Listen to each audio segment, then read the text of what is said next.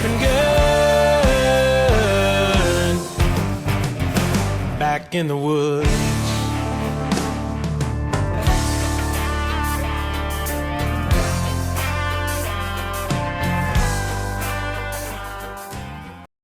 Morning guys, Dave Canterbury at the Pathfinder School, out here with another video in our Survival Clinic series.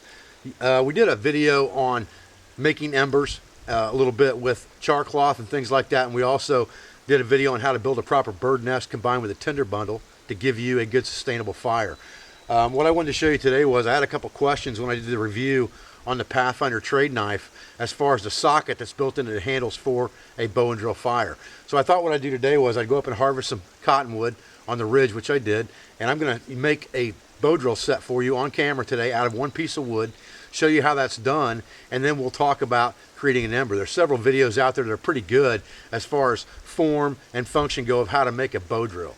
I think the problem comes in is most of the time I see people using materials that have already been harvested, already been dried out, already been cut into the shape of a fireboard, and that's what they're using to make their fire. Then they've got jute twine bundles to make their ember with, and none of that stuff is reality. If you're going to make a bow drill or a hand drill fire, you really need to harvest the materials in the wild at the time you're going to do it, because that's what's going to happen to you in an emergency. You're not going to be carrying around primitive fire with you to start this. You're going to be carrying your ferro rod. You're going to be carrying a lighter. You're going to be carrying a magnifying glass.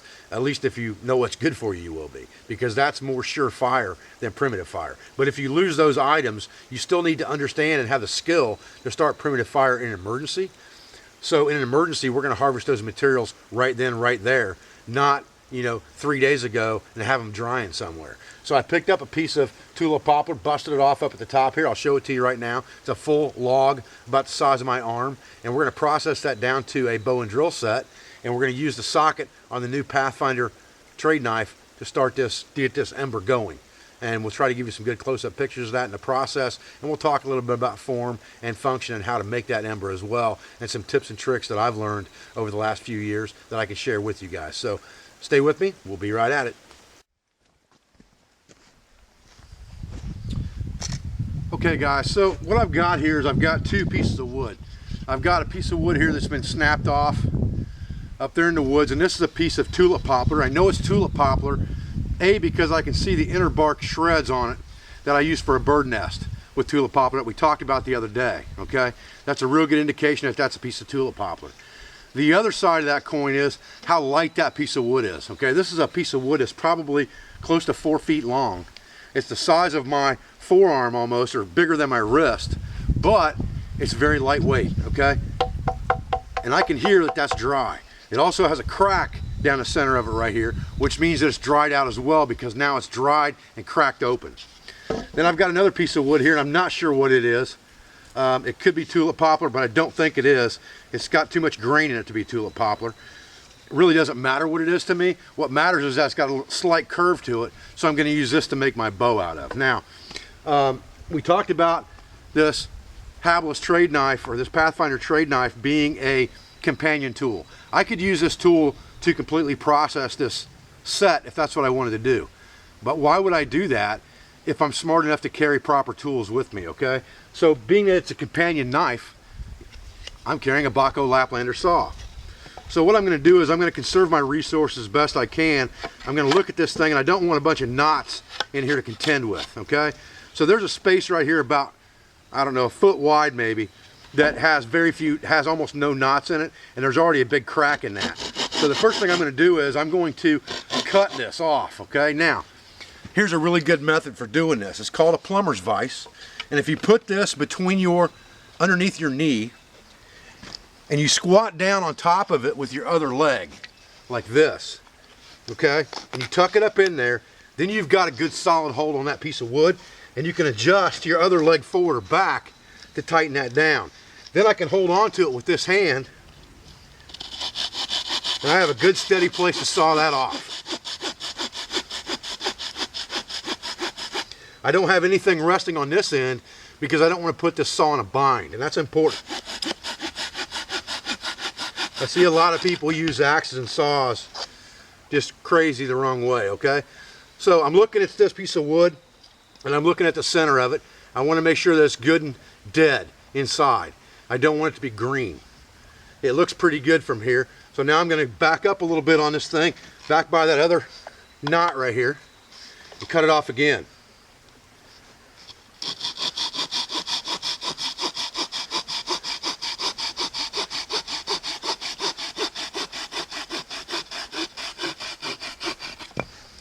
Okay, now I've got plenty of wood left over here to make more than one set. And sometimes you'll get a piece of wood out of the same log and one side will work and one side won't, or one section will work and one section won't. So don't think if you get a good set out of one piece that it's all going to be good, because it may not be. But I'm going to save these and dry them out for future use. Okay, now I can split this right down the middle easy enough. It's already got a crack in it.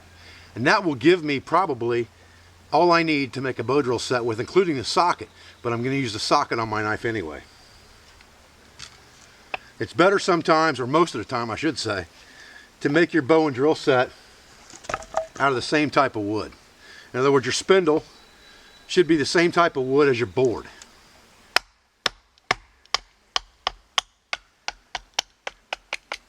We'll crack that right down. Now we've got a spot in here that's a little bit green, running right down through here. I'm not worried about that. I'll just avoid that portion. Now what I'm going to do is I'm going to take this and I'm going to take another chunk off of this to make my board flat on both sides. I'm going to be as careful as I can. And if it splits off to the side a little bit, that's okay. I'll just turn it over and do the same thing again. And when I'm done, it should be fairly flat on both sides. Now I want this board for a bow drill to be about a ½ inch thick. For a hand drill, it's a little different, but for a bow drill, I like them about a ½ inch thick. And we'll just flatten that out a little bit. You can also tell that you've got a good wood for a bow drill if you cut into it and it feels pretty soft. If it feels soft, it's pretty good. You can do the nail test on it and push your nail into it, and you can see that I'm leaving marks on that piece of wood with my nail. But you'll know by feel over time what it feels like when you're cutting into it. That feels like a pretty good piece to me. Okay, now the next thing I'm going to do is I'm going to make because I've got something that's going to lay flat now, I'm going to go ahead and make my spindle. I'll take the other side of this piece of wood for that. I don't want to lay these on the ground. I don't want them sucking up any moisture, so I'm going to lay them on top of my other pieces of wood. And now what I'm going to do with this is I'm just going to cut it. I'm going to split it down a little bit so that I've got one piece. That's the size I want for my spindle. That one there would probably work, but it's thinner than I want it to be.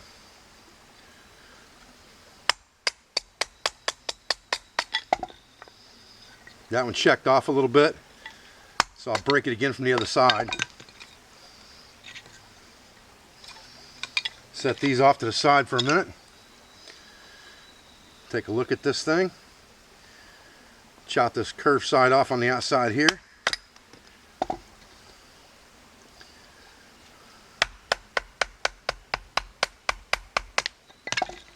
Checked off again, that's not a big deal. We'll cut it from the back side. Okay. Now I've pretty much got as much of that cut off as I can with just quick splitting. So now it's going to come down to carving. Okay. And you can see you're going to carve into that pretty easy. Now here's the next thing. You want to look at the length, or how big a round this is going to be and how long it's going to be. I like them about thumb size in diameter. So I could split some more off this and I'd be okay. No problem. I like them to be about as long as my pinky finger to my thumb stretched out, so I've got a little bit of room to spare on this, and that's okay. So what I'm going to do is I'm going to split this down just a little bit further to get the diameter I'm looking for.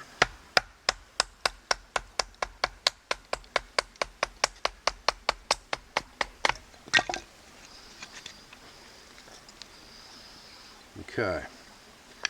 Now I've got a little bit of a issue with a big fat spot in the middle of this thing.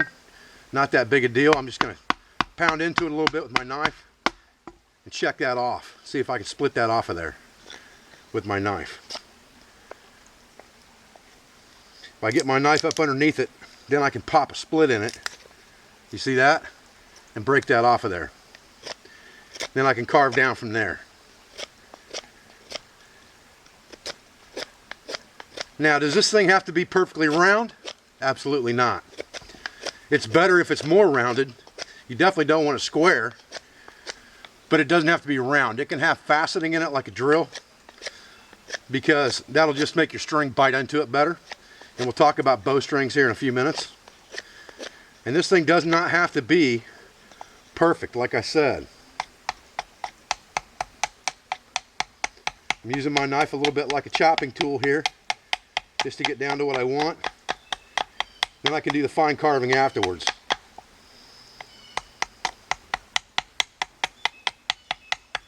As you can see, that knife has no problem cutting into that wood, so that tells you one of two things. You either got a really, really sharp knife or a soft piece of wood. Well, the knife's pretty sharp, but the wood's soft too.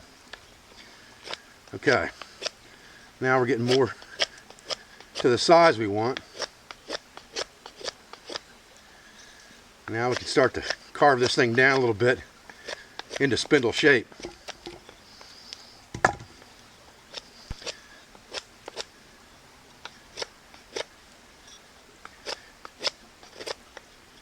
And this is the part that I don't see happen too much on videos.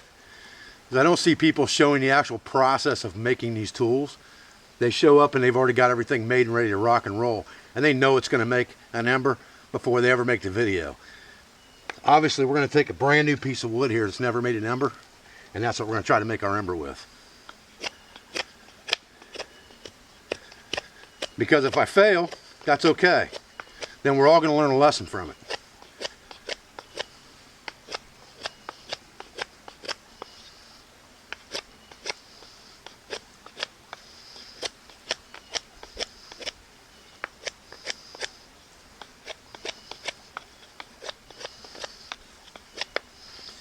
I got one little hump right here.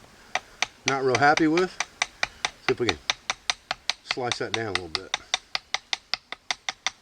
There we go. Much better.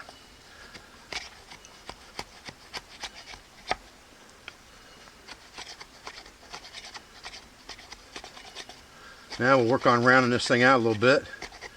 Just a little at a time. Not really trying to take big chunks off here now. I'm more trying to take down small shavings.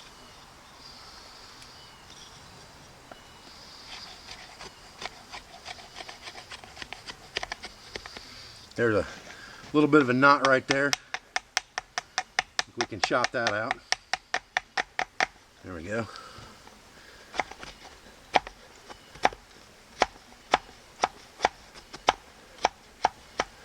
Okay. Let's take a look at where we're at here. Study on it a little bit. Make sure we're not taking too much off in any one place. Because we might have to make more than one fire with this. The key with this would be make a fire with this and then ensure that you've got something that's going to help you the next go round. Get you some char cloth made, things like that. Find you a good rock that you can knock sparks off this knife with, and then you've got your next fire affected. And you only got to go through this hassle one time. Now you want to keep this thing nice and dry in the meantime, in case you got to use it again. Now what we want is we want this thing to be pretty straight, otherwise it's going to wobble in the socket. We don't want that. Any wobble that you get in the socket, this thing starts beating around like this, you're going to start losing oxygen down here, or you're going to start letting air in, I should say, into your hot coal, and you're going to cool it down. You don't want that. You'll lose heat because heat rises. You don't want to lose heat by letting this thing wobble around. Okay. Getting pretty good on our socket, or our thing here. About ready to start shaping this thing down for the final deal. Like I said, I don't worry too much if they're perfectly round. That doesn't bother me any. But we've got our basic shape. Now, here's what we got to think about. We want one end of this down and one end up. Either way, we've got to keep our bow level. to keep it from riding up or riding down. But the fatter it is down at the bottom, the less likely it's going to be to ride down. All right? The skinnier it is at the top, the more likely it's going to be to ride up. So we got to think about that in our brain. All right? Because we know something's going to happen if we don't keep that bow perfectly straight. What we can do with that is we can groove this thing a little bit if we want to, which I'm not going to do that because the bank line will do it for me, and I'll show you that in a few minutes. But for sake of purpose, because I have one end small and one end big, the smaller end I'm going to have up because I don't want any friction on that. I'm going to point that off anyway to set inside this socket. The bottom end is where I want all the friction. So the more surface area I have, back to surface area again, the more surface area I cover with my drill, the more friction I'm going to get and the better chance I've got of getting a nice big ember. All right, so what we're going to do is we're just going to take that end of it and we're just going to kind of bullnose that off a little bit. We're not going to make it a point. We're just going to kind of round it off in bullnose fashion.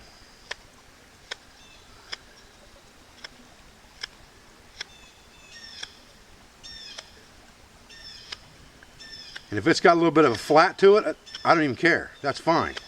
That's just more friction, more surface area.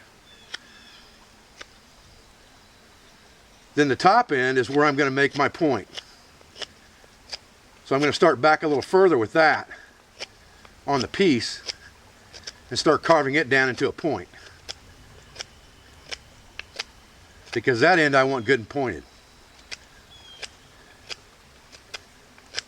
And when I say pointed, I don't mean sharp point like a spear point. I mean I want it sharp enough that it's going to ride in that spindle and not cause any friction on the shoulders. That's what's important. I don't want any shoulder friction in there because that's going to make me lose heat where I need it and lose friction where I really need it, which is at the bottom. Okay, we're getting close.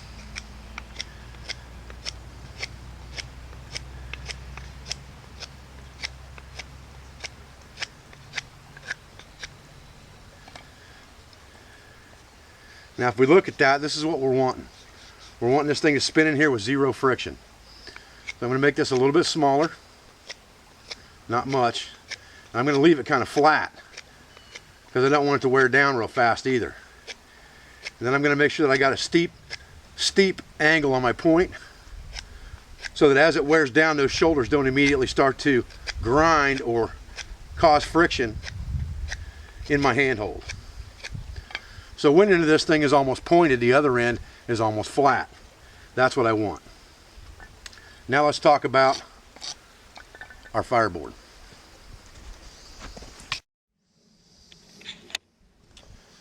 Okay guys, so let's get our fireboard now. We have to decide which side's going to be up and which side's going to be down. Because it's split real well right here, I'm going to use this side down. Now what I'm going to do is I'm going to try to carve this off a little bit right here, just so that it's fairly flush and flat. And again, it doesn't have to be perfect.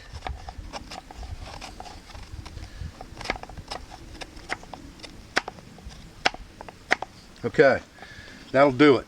That's fine. Now I'll be saving all these shavings because that's good fire starting material. All right. The next step is figuring out where we want to put our hole and our notch, or our drill point and our notch. So let's get a closer up view of that.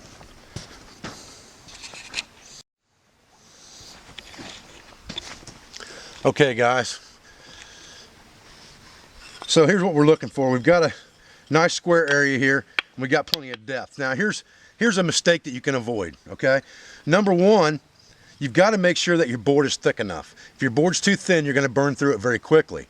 On the other side of the coin is if your board's too thick, then when your coal starts falling out onto whatever your catchment is and your drill's up here, you're not getting the heat to that dust to create your ember.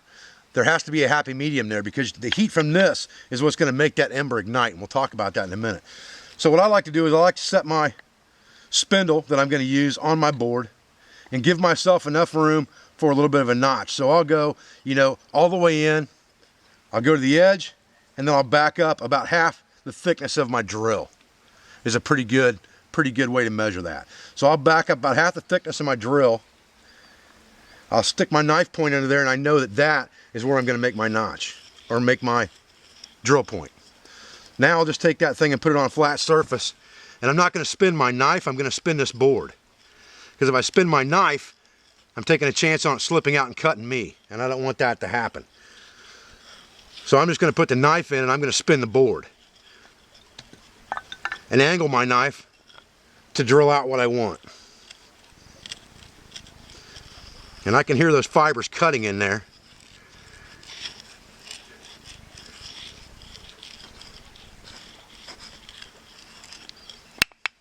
And all I'm looking for is something that this will seat into and grind in, okay? So if I take this and put it against my body and push down on this drill a little bit and grind it in, that'll help seat it initially. Because I'm making that divot the shape of my drill.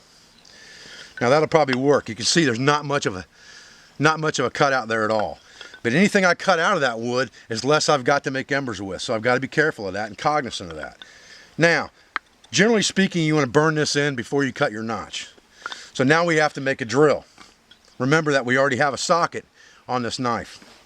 So I've got another piece of wood here that we talked about to make a drill with. I'm going to back the camera out and we'll make that real fast. Okay, so I'm going to set these two pieces aside, again, not on the ground. I'm going to set them on another piece of wood. Then I'm going to look at the length of my bow. I like my bows at least the length of a rabbit stick. In other words, at least from the cup to the crotch of my arm, if not clear to the fingertips to my arm. That's a pretty good judgment. So the first thing I'm going to do is, just for sake of purpose, I'm going to cut this off square on this side.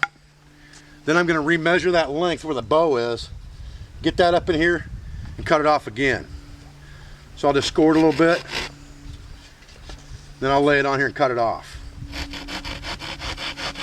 That gives me enough length to get a lot of rotations from my drill, and that's important. Not using the whole bow and not getting enough rotations can cause you a lot of problems. Now I'm just going to kind of strip the bark off this a little bit, whatever's left on it. There's not much. Now, let's talk about attaching the string. What I like to do is just put a notch. Here's the curve right here. I'm putting it at the top right here, okay? And I'm not going to cut it very deep. Very similar to the way I did my bail notch the other day. I'm going to cut down through there and just pop that out, okay? That gives me a place for my string to hold on to. Then what I'll do is I'll take my bowstring and just tie a loop in it, just like I do with my shelter. Push that string through the loop to create a slip, and that's what I'm going to put on the front of my drill, or on the front of my bow, excuse me. Just like that. A self-tightening knot that's going to hold. Then I'm going to come down here to the back side, and I'm going to make another notch in the top. And I'm going to make that notch pretty close to the back as well. About an inch from the top, or an inch from the back side, excuse me. And that notch doesn't have to be real wide either. 1/4 of an inch is enough. Pop that notch out with my saw. That's good enough. Now, what I'm going to do is I'm going to pull this thing pretty tight the first time around because it's going to stretch a little bit. The one thing I like about bank line better than paracord is its ability to bite into the drill. It bites very well on a drill and doesn't slip near the way paracord does. But any cordage, for the most part, is going to stretch a little bit on you.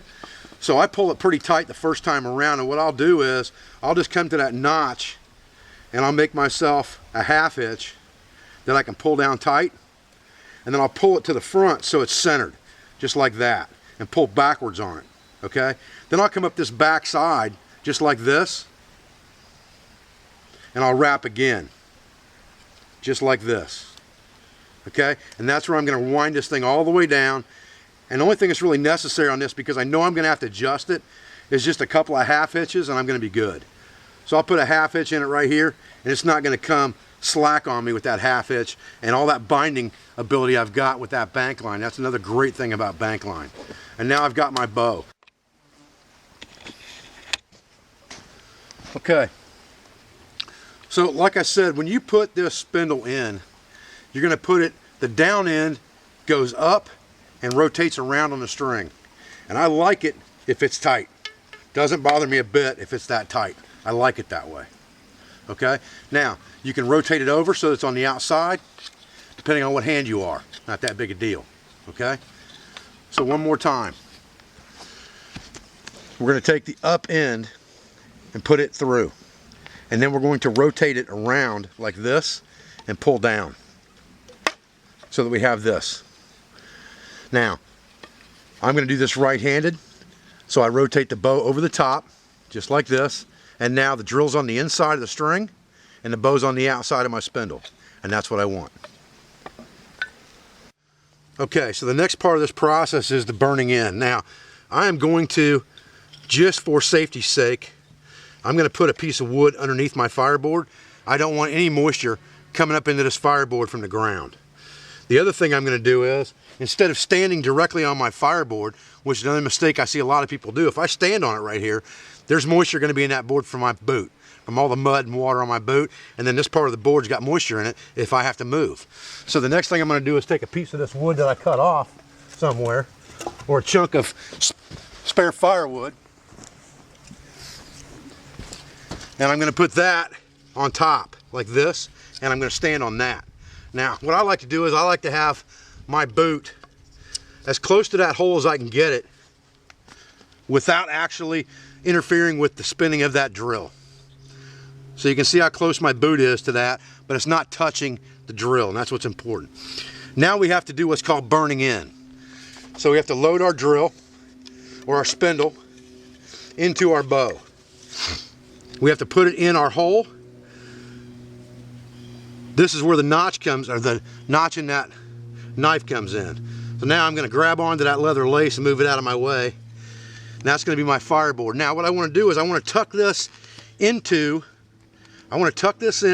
as tight as I can get it to my shin, and put my weight forward on that, because that's where my friction is going to come from. I'm not trying to push down with my arm, okay? Pushing down with your arm is not going to add friction, really.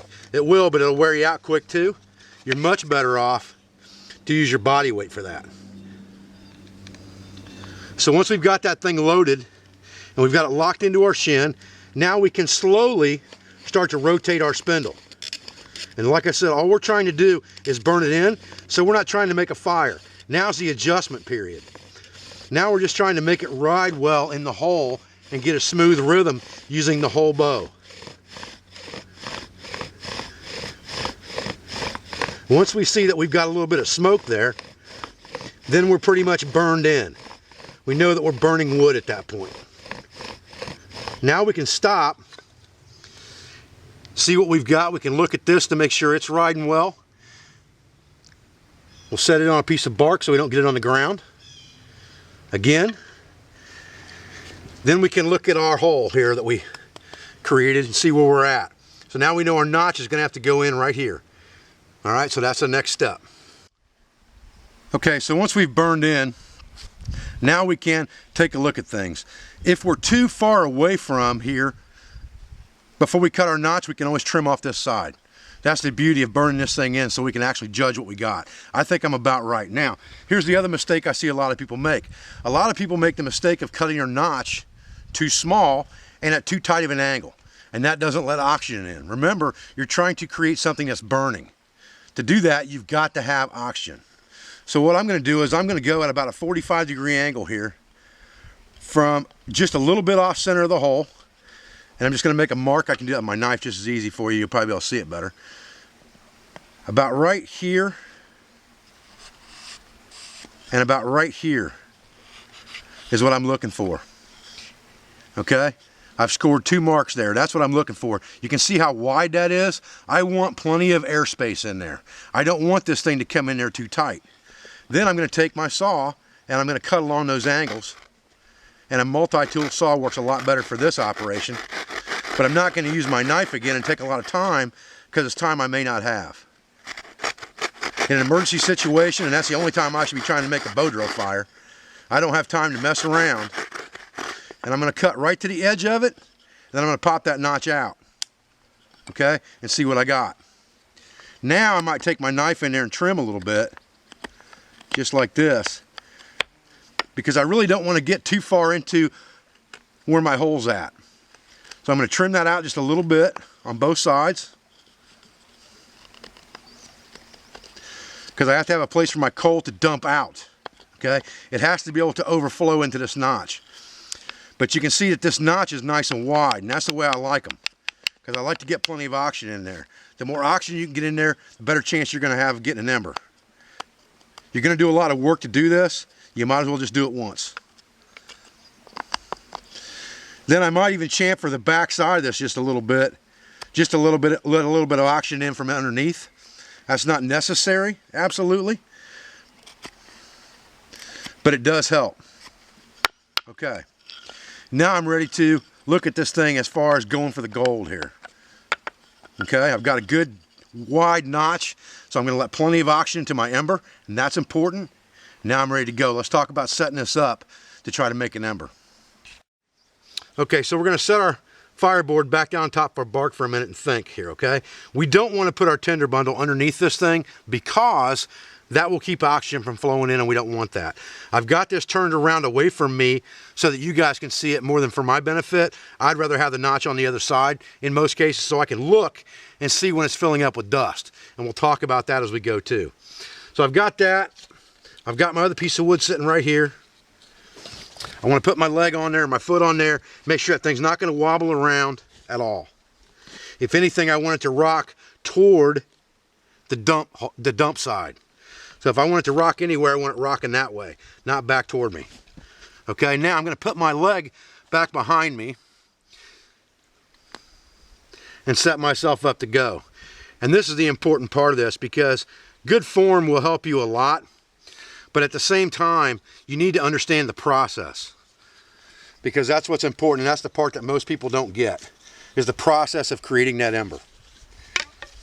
I've seen plenty of good videos on form and things like that from people like Dave Mitchell at Native Survival, as well as Steve Critter Davis, Dave Wendell from Bushcraft on Fire. I've seen a lot of good form videos out there. This is the part I think is really missing as far as what's the mechanics of making this work. So now what we're going to do is we're going to start taking strokes with our bow. Slow again. We're not going to start fast. If our boot's touching it, we'll move it a little bit. We just want to keep that straight up and down angle. That's what's important, that spindle straight up and down all the time. And now, we're just going slow and steady. With downward pressure, we want that downward pressure because we're not trying to create any heat necessarily right now, although we are getting it. But what we're really trying to do is, we're trying to fill this notch with dust. And you can see that dust falling down in there right now.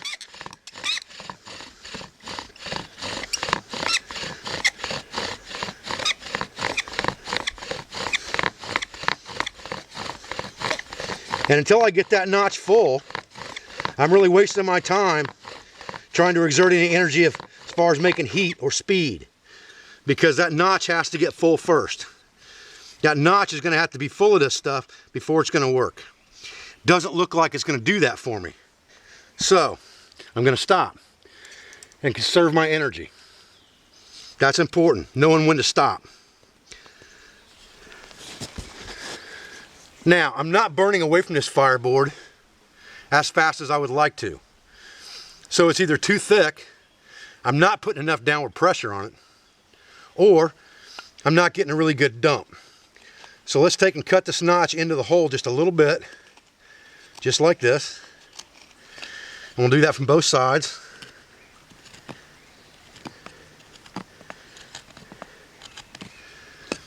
And then it should dump better into my notch. And we're going to keep that dust that we've already created because we want that. That's good stuff. Now we get reset again.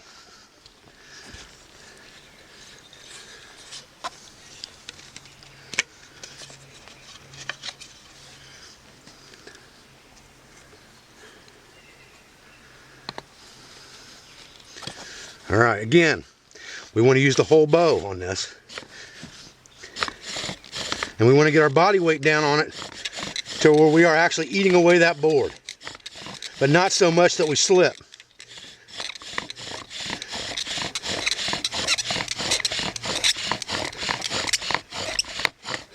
Right now, like I said, all I'm really trying to do is fill that notch up with dust. Once I get that done, now I'm going to start going hell-bent for leather. Because now I want heat to that ember.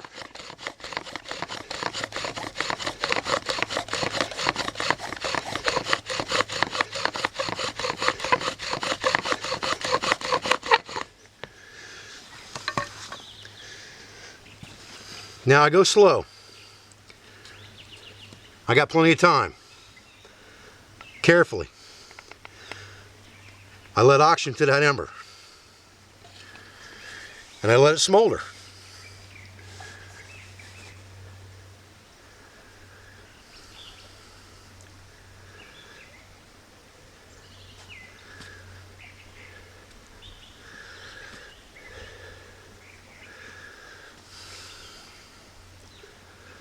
Okay, it went out. No problem. Okay guys, so it didn't work, right? No problem. We're not going to get rid of that. That was smoking. That's good dust. Another mistake I see people make is they'll get rid of that. You don't want that. Now you don't need to create a bunch of dust. You just need to get it hot, okay? One thing I saw happening was our string on our bow loosened up and we were slipping a little bit. So the first thing I'm going to do is I'm going to tighten up that bowstring. That's my first plan of attack because I think everything else was right. But if I was losing friction against my spindle, then I wasn't creating the heat that I need necessarily to keep that thing burning. It was on fire, but it wasn't where it needed to be. So we'll just retie our bowstring one time. And remember, every time you do this is energy you've expended. So you really have to make every single try at this count. I'm going to move my board off this piece of wood and right back over to this one. And I'm going to leave it right there with that dust and the notch. I'm not getting rid of that. Okay, so let's set ourselves up for another pass. Again, we need to make sure that we're using the whole bow and we're not short stroking this deal. Now what we really need is more heat than anything else. So I'm going to bear down on it until it's making some dust, but then I'm going to almost go right away.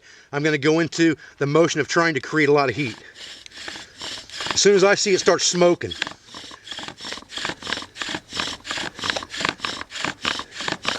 I'm going for the heat.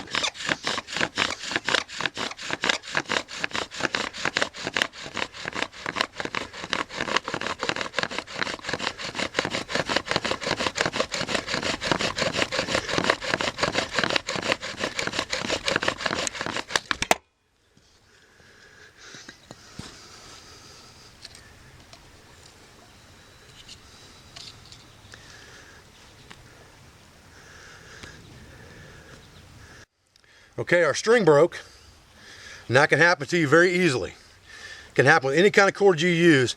That string can wear out and break. All right, so now we're gonna have to replace that. Okay guys, so what we're gonna do now is, like I said, this is all about subtle nuances, okay? First thing we're gonna do is we're gonna trim up this. We wanna get all that burnt stuff off of it and just make sure we got a clean, fresh surface there and knock any polish off of it. That's A. The second thing is looking at this board, all right, I can see that I'm almost to the bottom. I'm gonna have to cut that out just a little bit right there just to get good spill over into that notch, and that's okay. You're gonna have to adjust that notch as you go. All right, so that's fine. We'll go with that. Okay guys, here we go again now.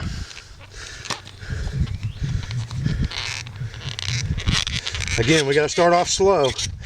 We've changed the diameter, changed the dimensions on our spindle now.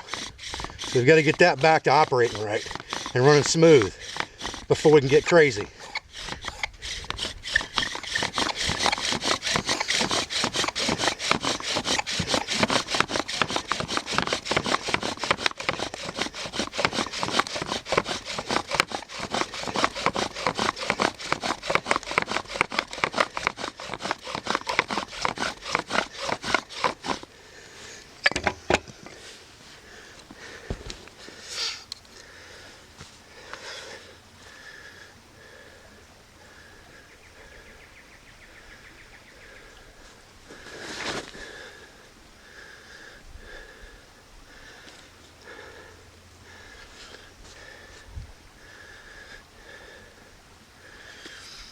And we got all day to mess around now.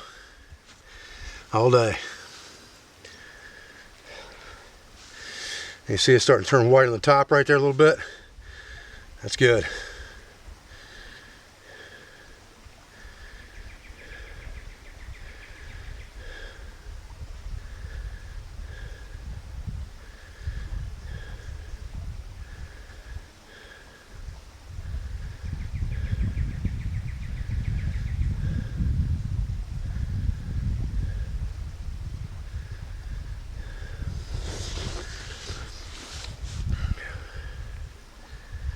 Now, I could have came out here and brought a set out here that I knew was going to make a fire, without a doubt, that I had already tested, and it would have been ooh-ah, okay? That's not the way things happen when it's real. When it's real, you're going to have to grab materials right out of the woods, you're going to have to make your set, and you're going to have to live with that set. And you're going to have to figure out all the subtle nuances of why that set's not working or why it is, and make decisions based on that to solve your problem. Fire, again, is all about inputs to create an output. If the inputs are not correct, the output will never be right.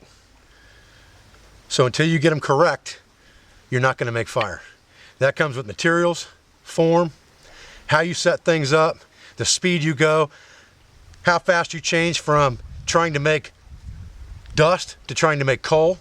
All of those things can make a difference. Primitive fire is not easy. Don't let anyone tell you that it is.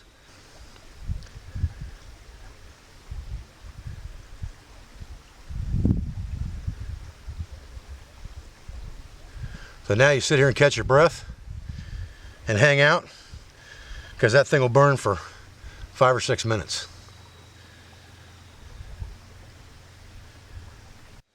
Alright guys, well, I'm Dave Canterbury at the Pathfinder School. I appreciate you joining me for another video out here today, talking about the proper way to create an ember with a bow drill.